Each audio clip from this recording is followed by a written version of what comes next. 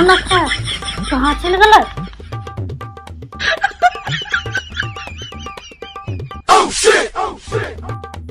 हाँ यहाँ चुकुमुको होके बैठा ले हो। यादव, हमने दोनों के शादी आज के दिन भेल हलो। हाँ आज हमने के 7वां एनिवर्सरी लागो। हाँ भूल कैसे सको ये? जानो तोर बापे हमरा रंगे हाथ पकड़ के काना में पिस्तौल भिड़ा दे लो से। हाँ हाँ और की कहले लो जानो कि या तो शादी कर या तो 7 साल तक जेल खट। हाँ हो हमरो याद है। साला हमर किस्मत भी फूटल तबने तेरे बापा के बतिया मान लो तो ने 7 साल जेल में काट लो तो ने आज हम आजाद रहा था जेल।